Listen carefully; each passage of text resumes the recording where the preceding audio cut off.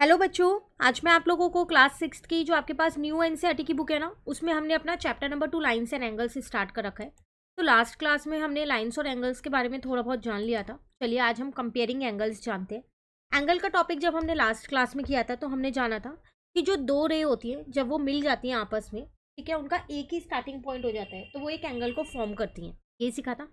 अब बात आती है यहाँ पर कंपेयरिंग एंगल्स क्या होते हैं। मतलब एंगल्स को आज हम कंपेयर करना सीखेंगे कि कौन सा एंगल बड़ा है कौन सा एंगल छोटा है, वो सीख लेंगे। ठीक है, और कैसे कंपेयर किया जाता है वो भी आज की क्लास में हम सीखने वाले हैं। क्लियर।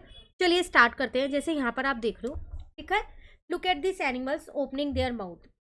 आपको दिख रहा है यहाँ पर कुछ एनिमल्स बने हुए जिनके मुंह खुले हुए हैं। Do you see any angle hair? क्या कोई एंगल आपको दिख रहा है कि इसमें कोई एंगल बन रहा है? बिल्कुल, देख के ही आपको पता चल रहा होगा कि इनके अंदर एंगल फॉर्म्ड हो रहे हैं। जैसे अगर मैं इस वाले की बात करूँ तो ये वाला एंगल इसमें फॉर्म हो रहा है। इस वाले की मैं बात करूँ तो बहुत छोटा सा एंगल बन रहा है। अब अगर मैं इस वाले की बात करूँ, इसकी बी कीरी, तो ये वाला एंगल यहाँ फॉर्म हो रहा है। और अगर मैं इसकी बात करूँ तो ये एंगल यहाँ फॉर्म हो रहा है। Clear. If yes, mark the arms and vertex of each one. अगर आपको एंगल दिख रहे हैं तो सबके आर्म्स और वर्टेक्स लिखो।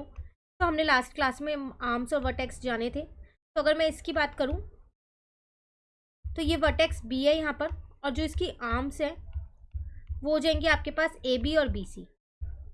ठीक है ना। इसमें मैंने पी क्यू आर नाम दे दिया, जिसमें इसकी वर्टेक्स हो जाएगी यहाँ पर क्यू, और जो इसके आर्म्स है वो क्या हो जाएंगे, वो हो जाएंगे पी क्यू और क्यू आर। क्लियर। अब इस वाले की बात करूं, इसे मैंने डी ई एफ नाम दे दिया। तो जो इसकी वर्टेक्स है वो हो जाएगी मेरे पास ई, और जो इसके आर्म्स है वो मेरे पास क्या हो जाएंगे, डी ई और ई एफ। ठीक है। यहां पर अगर मैं इसकी बात करूं, एस टी आर ये नाम दिया है मैंने, तो इसकी जो वर्टेक्स है वो मेरे पास टी हो जाएगी, और जिसके आर्म्स है वो मेरे पास एस टी और आर टी हो जाएंगे। एक चीज़ का ध्यान रखिएगा, अगर आपने पीछे के कंसेप्ट नहीं किए हैं जो चैप्टर में पहले एक्सप्लेन किए गए थे, वो वाली वीडियोस नहीं देखी है तो पहले आप उन्हें देखिएगा, क्योंकि इस चैप्टर में हर एक टॉपिक एक दूसरे से कनेक्ट है, तो पीछे के टॉपिक्स आपको अच्छे से आने चाहिए। ठीक है। अब वो आगे कह रहे हैं, some mouths are open wider than other. The more the turning of the jaws, the larger the angle. Can you arrange the angles in this picture from smallest to larger? कह रहे कुछ माउथ ऐसे हैं जो बहुत बड़े खुले हुए हैं और कुछ जो है वो छोटे खुले हैं। तो जो माउथ बड़े खुले हैं वो बड़ा एंगल बना रहे हैं, जो छोटे खुले हैं वो छोटा एंगल बना रहे हैं। जैसे सबसे छोटा एंगल ये बना रहा है फर्स्ट नंबर पे, ठीक है, सेकेंड नंबर पे ये वाला एंगल बन रहा है, थर्ड नंबर पे ये वाला, और फोर्थ पे सबसे बड़ा एंगल ये बन रहा है। तो आपको छोटे से बड़े अरेंज करने थे तो वो भी मैंने यहाँ पर आपके अरेंज कर दिए हैं। क्लियर। आगे आपसे कह रहे हैं, is it always easy to compare two angles? क्या हमेशा आसान रहता है दो एंगल्स को कंपेयर करना?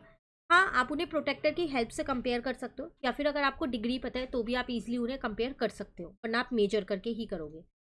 अब यहाँ कुछ एंगल्स आपको बना के दिए। Here are some angles, label each of the angle, how will you compare them? आपको इनको क्या करना है, पहले लेबल करना है, मतलब उनको नाम देना है। जैसे इसको मैंने पी क्यू आर दे दिया, इसको मैंने ए बी सी एंगल दे दिया, इसको मैंने डी ई एफ एंगल दे दिया, इसको मैंने आर एस टी एंगल नाम दे दिया। आप कुछ भी दे सकते हैं, ऐसा ज़रूरी नहीं है, जो मैंने दिया वही आप दो। अब आप इन्हें कैसे कंपेयर करोगे? तो मैं क्या करूँगी, यहाँ पर इनको प्रोटेक्टर मतलब डी की हेल्प से पहले मेजर कर लूँगी और फिर कंपेयर कर लूँगी। वैसे अगर देखा जाए तो पता चल रहा है कि ये वाला एंगल जो है वो सबसे छोटा होगा, उसके बाद जहाँ तक है ये एंगल होगा, फिर ये वाला एंगल होगा और सबसे बड़ा एंगल ये होगा। पर ये सिर्फ हमने एक एस्टिमेशन लगाया है, सिर्फ देख के। आप एग्जैक्ट नहीं बता सकते कि आंसर सही है या नहीं जो हमने कंपेयर किया है यहाँ पर। तो इसके लिए आपको इन्हें मेजर करना पड़ेगा, उसके बाद ही आप इन्हें प्रॉपरली कंपेयर कर सकते हो। ठीक है। नेक्स्ट में आपसे क्या कह रहे हैं, draw a few more angles, label them and compare. तो अब आप कुछ एंगल्स अपनी तरफ से खुद से बना लो। जैसे आप एक एंगल ये बना दो, एक एंगल ये बना दो, एक एंगल ये बना दो। ठीक है। उसके बाद इन्हें क्या करना है, आपको नाम देना है और कंपेयर करना है। क्लियर। नेक्स्ट कह रहा है comparing angle by super imposition. अब ये सुपर इम्पोजिशन है क्या चीज़? कह रहा है any two angles can be compared by placing them one over the other, that is by super imposition. मतलब अगर आप एक एंगल को दूसरे एंगल के ऊपर प्लेस कर दो, तो अगर वो बड़ा होगा तो पूरा पूरा प्लेस नहीं हो पाएगा, छोटा होगा तो वो अंदर को प्लेस हो जाएगा, है ना। नीचे वाला एंगल आपको दिखेगा, पता चल जाएगा नीचे वाला बड़ा ऊपर वाला छोटा है। और अगर इक्वल होंगे तो बिल्कुल एक के ऊपर एक ओवरलैप हो जाएगा। ठीक है। तो हम उसे सुपर इम्पोजिशन बोलते हैं, जब हम एक एंगल को दूसरे एंगल के ऊपर क्या करते हैं, रख देते हैं। While super imposing the vertex of the angle must overlap. एक चीज़ का ध्यान दीजिएगा, जो ये वर्टेक्स होती है ना, ये ओवरलैप होनी चाहिए। मतलब इसी के ऊपर अगर आप दूसरा एंगल रख रहे हो, मान लो कुछ इस तरीके से है दूसरा एंगल, तो ये ओवरलैप हो गया ना, देखो वर्टेक्स। अब आपको पता चल रहा है ये अंदर वाला एंगल छोटा है और ये बाहर वाला एंगल बड़ा है, बट ये ध्यान रखना उनकी वर्टेक्स ओवरलैप होनी चाहिए, एक के ऊपर एक टच होनी चाहिए, ठीक है। कह रहा after super imposition it become clear which angle is smaller and which is greater. तो सुपर इम्पोजिशन से आपको पता चल जाएगा कौन सा एंगल स्मॉलर है और कौन सा ग्रेटर है। The picture shows the two angles super imposed. यहाँ पर अभी फिलहाल के लिए मैं इसको हटा देती हूँ। It is now clear that P Q R S is greater than A B C. कह रहा है यहाँ ये पिक्चर दिखा रखी है, इन दोनों को सुपर इम्पोज किया, एक के ऊपर एक रखा, तो देख के वैसे भी आपको पता चल रहा था कि पी क्यू आर वाला एंगल बड़ा है और ए बी सी वाला छोटा है। तो देखो बिल्कुल वर्टेक्स पे वर्टेक्स हो गई, पी क्यू आर ये रहा और ए बी सी ये रहा। तो अब देख के आपको पता चल रहा है कि पी क्यू आर जो है वो लार्जर है और ए बी सी जो है वो स्मॉलर है। क्लियर। नेक्स्ट कह रहा है equal angles. Now considered angle A O B and angle X O Y. ये दोनों एंगल्स मैंने कंसिडर किए in the figure which is greater. इनमें से कौन सा ग्रेटर है? जब आपने इसे एक के ऊपर एक रखा, दोनों की वर्टेक्स ओ है, इनको मिलाया, तो दोनों एंगल एक के ऊपर एक बिल्कुल सेट हो गए हैं, मतलब कोई बाहर कोई अंदर नहीं है। इसका मतलब ये दोनों एंगल्स क्या है आपके पास इक्वल है। अगर ये आपके पास 50 डिग्री है तो इसका मतलब ये भी आपके पास 50 डिग्री ही होगा। क्लियर। चलिए नेक्स्ट में क्या कह रहे हैं, the corners of both of these angles match and the arms overlap with each other. O A O X से, ओ बी ओ वाई से, so the angles are equal in size. कोई चीज़ बोला है कि उनके आर्म्स जो है, आर्म्स मतलब यही ना, वो ओवरलैप हो गई है, इसलिए वो इक्वल एंगल्स है। The reason for this angles are considered to be equal in size because when we visualize each of this angle as being formed out of rotation, we can see that there is an equal amount of rotation needed to move OB to OA and OY to OX। कह रहा है कि reason क्या है कि ये दोनों equal angle हमने इन्हें कंसिडर किया। तो अगर आपको याद हो तो हमने लास्ट क्लास में वो बुक वाला किया था जिसमें एक गर्ल थी, वो बुक को ओपन कर रही थी, धीरे धीरे ओपन कर रही थी और उस पर एंगल्स फॉर्म्ड हो रहे थे। तो जितना ज़्यादा रोटेट करेगी उतने बड़ा एंगल फॉर्म्ड हो रहा था।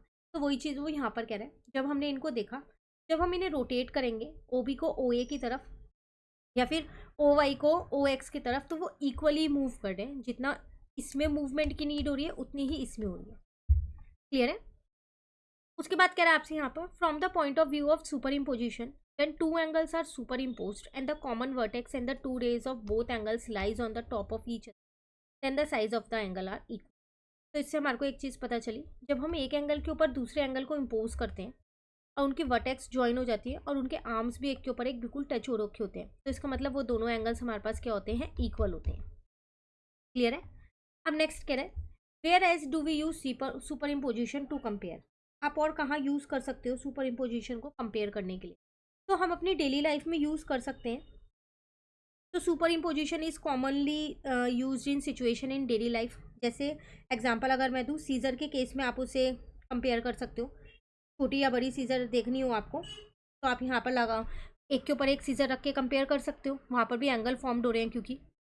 उसके अलावा आप अपने कंपास में भी देख सकते हो, छोटा बड़ा कंपास है एक के ऊपर एक, क्योंकि कंपास भी कुछ ऐसे शेप का ही तो होता है ना, एंगल फॉर्म्ड कर रहा होता है, में देख सकते हो। अपने सीज़र के केस में आप यहाँ पर सुपर इम्पोजिशन यूज़ कर सकते हो, ठीक है। और भी टूल्स में यूज़ कर सकते हो and other tools that involves angle. जो एंगल्स को इन्वॉल्व करते हैं उनके अंदर भी आप सुपर इम्पोजिशन बिल्कुल यूज़ कर सकते हैं। क्लियर। चलिए अब फिगर इट आउट के क्वेश्चन है, इन्हें नेक्स्ट क्लास में कवर करेंगे। आज आप पहले ये टॉपिक अच्छे से समझ लो, क्योंकि आपको पता है कि इस चैप्टर में पहले छोटा सा टॉपिक की एक्सप्लेनेशन है, फिर फिगर इट आउट है। तो इसलिए मैं पहले आपको टॉपिक समझा रहा हूँ, फिर फिगर इट आउट कराऊंगी, ताकि आपको फिगर इट आउट अच्छे से क्लियर हो जाए। ठीक है, मिलते हैं फिर नेक्स्ट क्लास में। हम इसी बुक के और चैप्टर्स चैनल पे अपलोड है, सेपरेट प्लेलिस्ट बनी है, आप वहाँ से उन्हें भी कवर कर सकते हैं। Thank you.